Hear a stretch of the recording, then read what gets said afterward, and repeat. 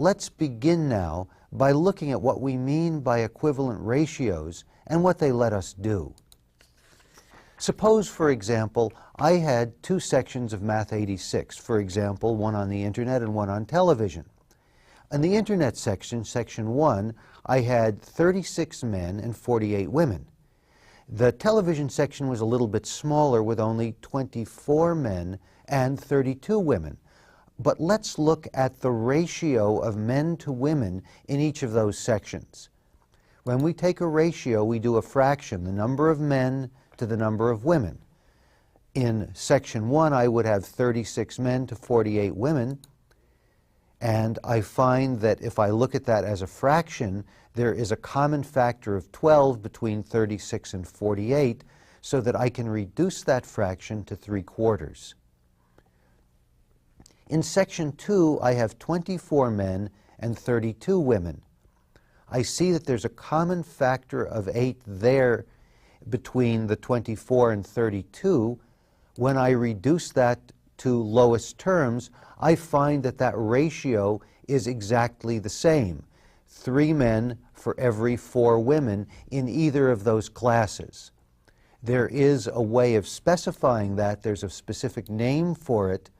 When you have two ratios that in their lowest terms reduce to exactly the same thing, you say that those ratios are equivalent.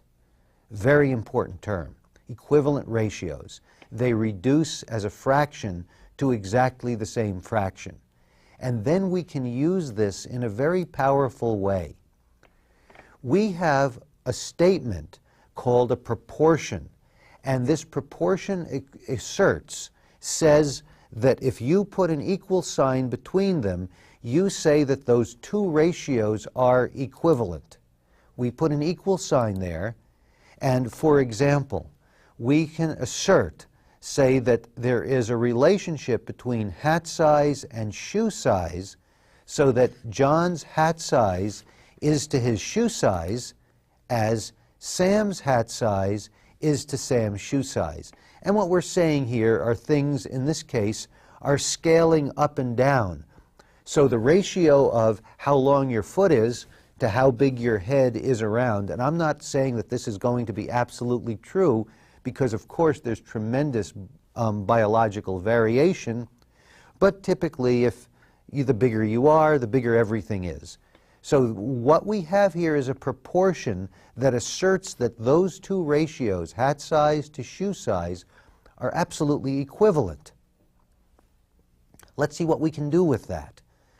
Suppose we don't know Sam's hat size, but we have that equal sign there. What we have effectively is an equation in one unknown, which is Sam's hat size. We can do this. Let's put some numbers in there.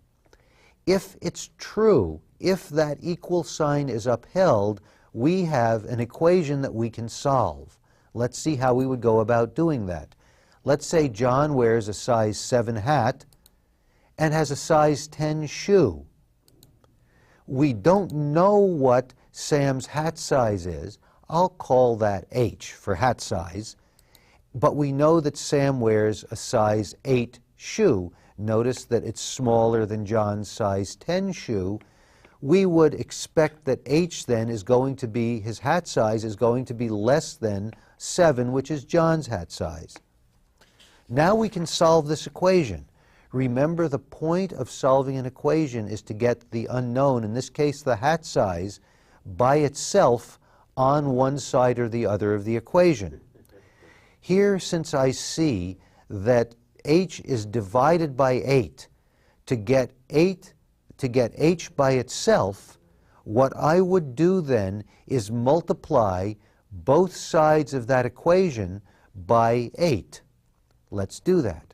If we multiply both sides by 8, what I find is that I have on the left now 8 over 1 times 7 over 10, a multiplying fraction, so I converted 8 to an 8 over 1, is equal to H over 8 times 8 over 1. You notice that those 8's cancel out. 8 over 8 gives me 1.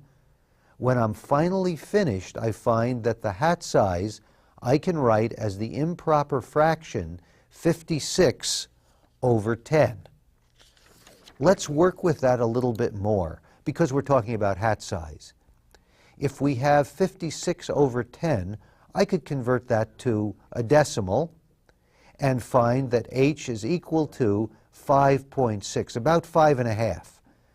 Now, since hat sizes don't come in such fine scales, what I could say then, if I wanted to be realistic about this, is that Sam's hat size is somewhere between 5.5 and 5 3/4. You see, this is an extremely powerful technique, and we call, using this technique, we call two ratios that are asserted to be equal to each other a proportion. And we want to look carefully at how we manipulate those. For a proportion, for example, we could have A as the unknown, B as the unknown. In other words, you have to know all three of the others in order to solve for the fourth. If you just knew two of the others, you couldn't do it. But if any one of those four is missing, you can then solve for whichever one remains. Let's look at an interesting property of proportions that makes it rather straightforward to solve them, to find out if one of those four is missing, how we can get it. Let's play around a little algebraically. There's my original proportion. I'd like to just do some mathematical operations on it to see what happens. Let's, for example, multiply both sides by d. d over d is 1, and that will give me c by itself. Now let me do the same thing and multiply both sides of that equation by b. If you're wondering what I'm doing, yes, I'm playing games with algebra, but I'm also trying to derive something that's going to be tremendously useful. B over b goes away. It's equivalently 1. And I'm left with the relationship, if a over b is equal to c over d, then it's also true that AD, A times D, is equal to BC. Let's see what that means to us. There is the relationship that I just derived by doing some multiplications to get rid of whatever was in the denominator, those terms in the fraction. Now here's the original proportion as I wrote it. Watch this. If the top thing is true, A times D, notice the numerator on the left times the denominator on the right, is equal to B times C. I've multiplied crossways, and that process with a proportion is called cross multiplication. And if you look at it and know with any proportion that you can do that, that means that you can solve things rather quickly. Let's look at a typical example that you might use in everyday life. Here's something that you might do normally. Okay, you need to make 20 cookies because you want 2 each, there are 10 people coming, and so on. But your recipe says that you have 3 cups to make 15 cookies, and you'd like to know how many cups of flour in that recipe you need to make 20 cookies. You're going to assume that the recipe scales up. In other words, it's going to scale up in a logical way. And you can write this as a ratio. 3 cups is to 15 cookies as how many cups? You don't know. That's your unknown, is to 20 cookies. So we have the ratio 3 to some number that we need to determine is 15 over 20. How do we solve this? Let's write it as an equation. 3 is to x as 15 is to 20. And again, we're talking about cups of flour on the left to cookies on the side. Notice how we're relating on the left cups of flour to cups of flour, on the right cookies to cookies. It's a useful thing to keep in mind how these things get set up. The next step is to cross-multiply these, and when I do, I get the equation that 15x, where x is the number of cups of flour to make 20 cookies, is equal to 3 times 20. Then I can multiply 3 times 20 to get 60, divide both sides of that equation by 15, and when I solve this, I get that x is 60 over 15, which gives me that to make 20 cookies, I'm going to have to raise the recipe from 3 cups of flour to 4 cups of flour. Here's where I summarize it. If we need 3 cups for 15 cookies, we need 4 cups for 20 cookies. It makes some logical sense that we do it this way. In other words, more cookies, more flour. Let's look now at another use for proportions, and it has to do with reading maps and dealing with the scale of maps, because suppose you know, in this case, 1 inch is equivalent to 8 miles on this map. And I see that when I take a ruler on the map and measure it, that the distance between Tucson and Nogales is 7 inches. And I'd like to know what's the actual distance between those two cities. 1 inch represents 8 miles, then 7 inches represents how many miles? Let's write that down. I have 1 inch is to 8 miles as 7 inches is to a number of miles that I'm going to have to calculate. And of course, in order to do this, now that I have this proportion set up and I've asserted that those two ratios are equivalent, and if we're dealing with the same map, of course they are, then I can cross-multiply 1 times x, which is going to be a nice easy equation to solve, is equal to 8 times 7, and I solve that and find that the distance between Tucson and Nogales is about 56 miles, given how well I've measured it, and of course a straight line is never the road, and so on and so forth, but it gives me an idea, using a proportion, of how this would work out. Here's another one. My car goes 335 miles on a 25-gallon tank of gas. How many gallons would it take to drive from Tucson to Flagstaff, which is 252 miles? I know that I can go 335 miles on 25 gallons. Then I'm asking, how many gallons would it take to go 252 miles? We can set up a couple of ratios and set them equal to each other. Let's look at that. Here is 335 miles is to 25 gallons. In other words, I can go a total of 335 miles on 25 gallons of gas. That is equivalent to, because we'll assume that the mileage that I get with the car as I drive anywhere stays the same, then I say 252 miles is to how many gallons? Now I have a proportion, two ratios set equal to each other, and I can cross-multiply them. Let's do that. 335x is equal to 252 times 25. We'll continue with the math. 25 times 252 on my calculator is 6,300. The next step is to get x by itself by dividing both sides by 335. When I do this and use my calculator, I find that I'm going to need about 19 gallons to drive from Tucson to Flagstaff. Let's take a closer look at how we set these proportions up. There's actually a few ways you could do it, depending on how you want to. Let's look now at what we did originally. We had miles per tank full, and we related that to gallons per tank full.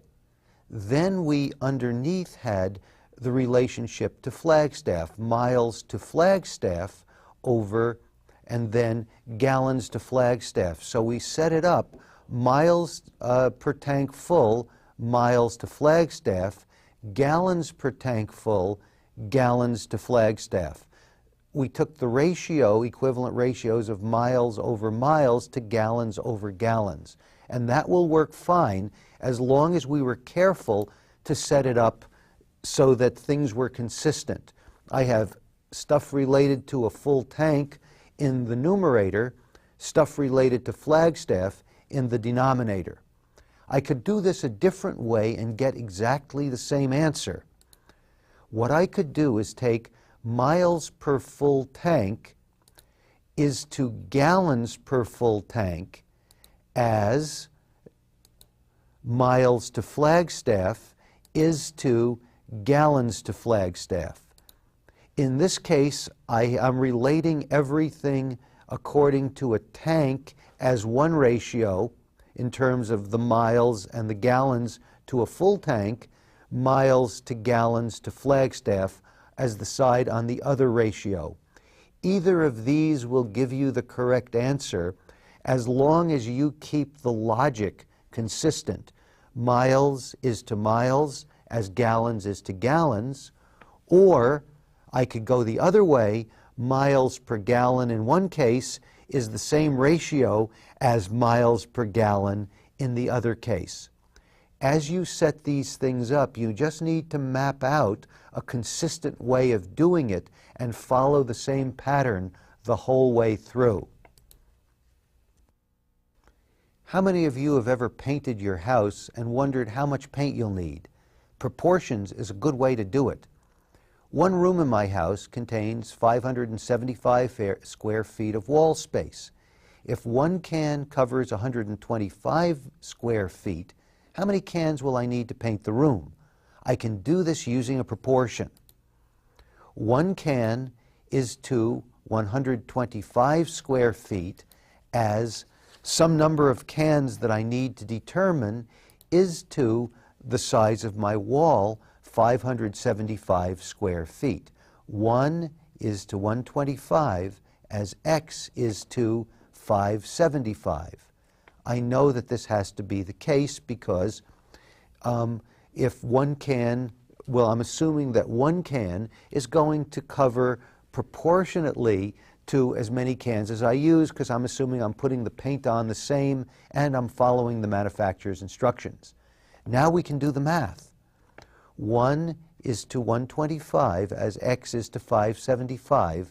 I can cross multiply this, get the equation that 575 is equal to 125x, divide both sides by 125 to get x, the number of cans I need by itself, do the math on this. 575 over 125 is going to be 4.6 cans of paint. Of course, for the most part, you can't walk into a paint store and say, give me 0.6 cans of paint. You need to buy the next highest number. So if this were a math problem, 4.6 cans of paint would get you most of the credit. 5 cans of paint, because you need to buy whole cans, would get you all of the credit. Using a proportion was a great way to do this. Yet another problem that works the same way. A photographer wishes to enlarge a picture. It's 4.5 inches wide by 5 3/4 inches long. And the roll of photographic paper are 15 inches wide. If we want to go from 4.5 inches wide to 15 inches wide, how high or how long will that photograph be? We use the proportion 4.5 inches is to 15 inches as the 5 3/4 inches is to, and this is what we need to determine. So there is the unknown x inches. We, again, cross multiply, and this is a little bit different because now we have some mixed numbers that we have to deal with here. I write this out as I normally do, And whenever you have mixed numbers, of course, the next thing to do is to convert those to an improper fraction. I do that. I continue now to multiply this out, and so I have 9/2 x is equal to 345 divided by 4. Dividing both sides by 9/2 and cross-multiplying, I find that I get that x by itself is 345 over 4 divided by 9/2.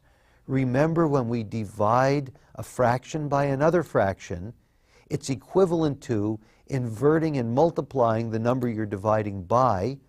I convert that way. Work this out, I get the x is an improper fraction, 690 over 36. When I work this out, I get it's 19 and 6/36, or 19 and 1/6 inches. So if I expand that photo so that it's 15 inches wide, it has to be a bit over 19 inches tall to maintain that ratio, that aspect ratio of height to width. Otherwise, people come out, if you don't maintain that ratio, people come out looking too skinny or too fat or something. Well, of course, you can use statistics to lie, change the ratio so I look skinnier. But we want to keep it right here.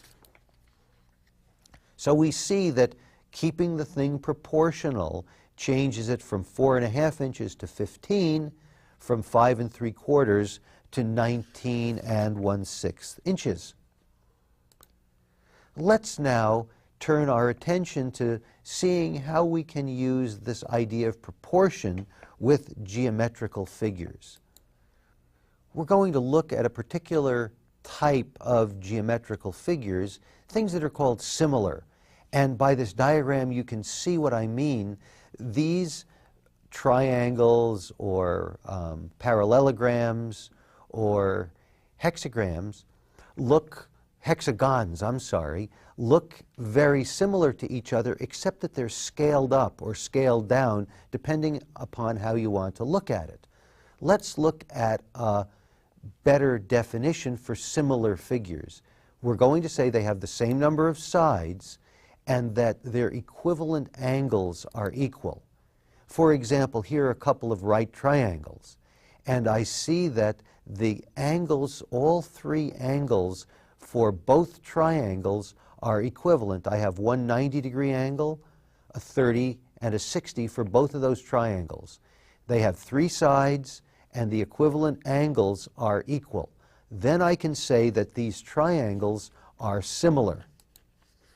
When I have similar triangles, the ratio of the sides is the same. For example, here I have little side 1 is to big side 1 as little triangle side 2 is to big triangle side 2, so that I can set these things in a proportion, specify a proportion that the equivalent sides, the ratio of the equivalent sides, little s is to big S, 1, as little s2 is to big S2. They scale up the same way.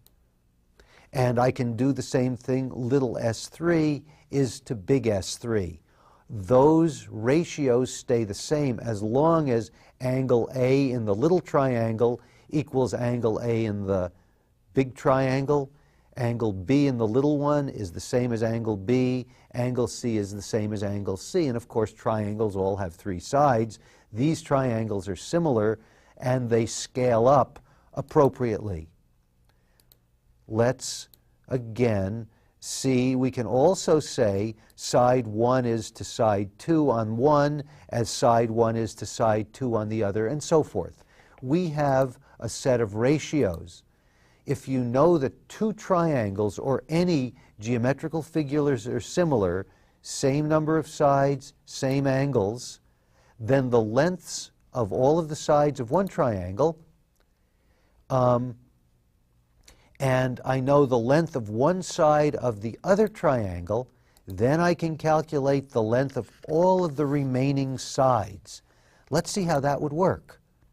Here is a triangle with some numbers, and you see the interior angles are all equal, and I know that the base of the bigger triangle is 8 feet, and the base of the smaller one is 4 feet. If we just look at this, we see that the second one is double. We could just do this one in our head. How big is S1? It's going to be 10. How big is S2? Well, if the little one is 3 and we're doubling it, it's going to be 6. But let's do it mathematically and carefully. 5 feet is to 4 feet. In other words, the length of the hypotenuse, the long side of that right triangle, is to the base, as S1, which I don't know, is to the base of the second triangle. Now I have a proportion that I can solve by cross-multiplying, and I find that 4S1 is equal to 5 times 8. Dividing both sides by 4, I find, amazingly enough, S1, the side 1 that I didn't know before, is 10 feet, double the size of the smaller triangle. What about S2? 3 feet is to 4 feet, as S2, which is the upright side, is to the base 8 feet. Again, I can cross-multiply, but almost by observation, I can see that S2 equals 6 feet. Well, speaking of geometry, suppose we have two similar pizzas, but one is a foot across and the other is 2 feet across. What I'd like to show you is sometimes things don't scale up just as a straight line. What is involved in the price of a pizza?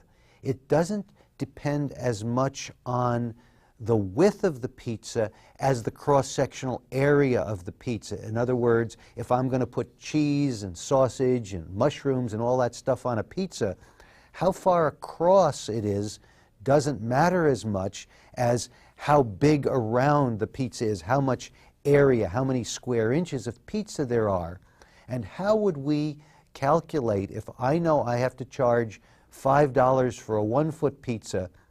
Would I be able to charge $10, twice as much, for a 2-foot pizza? And for this, we have to be very careful, because the formula for the area, you would remember, is pi r squared. The cost goes up not as the radius, but as the square of the radius. What that means is if I double the size of the pizza, I quadruple how much stuff I have to put on it. R times r squared, gives me 4x. Therefore, that 2-foot pizza would cost not $10, but $20, because it would have to go up 4 times in price to cover the cost of the ingredients, because that goes as the area.